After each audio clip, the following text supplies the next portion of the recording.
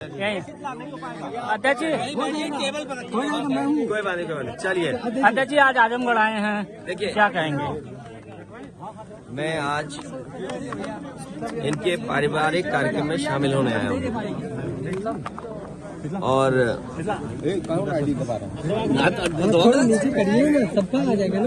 शादी का और पारिवारिक कार्यक्रम में मैं शामिल होने आया हूँ और बधाई देने आया हूँ परिवार को। ये इस गांव में कोई पहली बार नहीं आए और आजमगढ़ में पिछली बार भी जब मैं आया था तो एक शादी में आया था, अगर आपको याद हो, जून में। और लगातार समाजवादी पार्टी कार्यक्रम कर रही है और मुझे उम्मीद है कि आने वाले चुनाव में आजमगढ़ से ऐतिहासिक परिणाम आएगा।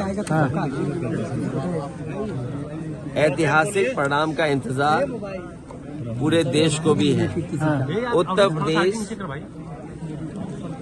आने वाले चुनाव में सबसे बड़ी भूमिका निभाने जा रहा है और मुझे उम्मीद है कि जनता निर्णय लेगी और भारतीय जनता पार्टी का सफाया उत्तर प्रदेश से होगा। इसीलिए कई बार इस बात को समाजवादियों ने भी कहा और गठबंधन की तरफ से इस बात को कहा गया कि उत्तर प्रदेश से बीजेपी को हटाने का मतलब है देश से बीजेपी को हटना। 80 हराइए, बीजेपी हटाइए, इस नारे पे समाजवादी लोग लगातार काम कर रहे हैं। 80 को हराने के लिए क्या तैयारी है सर? पीडीए ही एनडीए का मुकाबला करेगा। पीडीए ही मुकाबला करेगा एनडीए का। और जो पिछले वादे किए हैं भारतीय जनता पार्टी ने, किसानों की आय दोगुनी होना, नौजवानों को नौकरी और रोजगार मिल जाना, आज कम से कम इनको बताना चाहिए कि इतने लोगों को नौकरी दी है इन्होंने, इतने लोगों को रोजगार मिल गया है। और आप में से बहुत सारे साथी होंगे, बड़ी बड़ी मैगजीन अगर आप देखें, टीवी अखबार देखें, विज्ञापन तो बड़े बड़े हैं और सदन में सरकार ने ये कहा कि 40 लाख करोड़ के एमओयू हुए हैं। अगर 40 लाख करोड़ के एमओयू होंगे तो कम से कम आजमगढ़ में नहीं तो मऊ में नहीं तो जौनपुर नहीं तो बनारस, और बनारस नहीं तो गाजीपुर, बलिया या कम से कम गोरखपुर में इन्वेस्टमेंट तो आया होगा।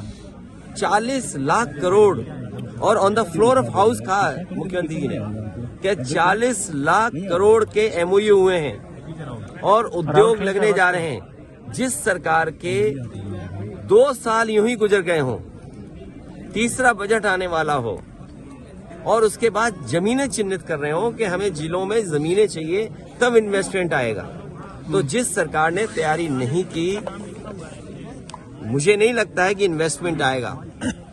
आज बाजार में 70% से ज्यादा कैश फ्लो कर रहा है, पहले से ज्यादा कैश आज मार्केट में है। जिन लोगों ने ये कहा कि नोटबंदी होने से भ्रष्टाचार खत्म हो जाएगा, आपने, हमने, सबने तस्वीरें देखी हैं और मैं धन्यवाद देना चाहता हूं तमाम अपने यूट्यूबर्स को और चैनल के लोगों को, जिन्होंने झारखंड में जो पैसा पकड़ा गया उसकी तस्वीरें, उसकी वीडियो दिखाई। तो आखिरकार किसका फेलियर है ये, जो सरकार ने नोटबंदी की हो और उसके बाद 300 करोड़ से ज्यादा पैसा निकले? क्या इसी तरह उत्तर प्रदेश में याद कीजिए कि इत्र व्यापारी पे निकला था पैसा और आरोप ये सरकार ने लगाया कि ये समाजवादियों का है।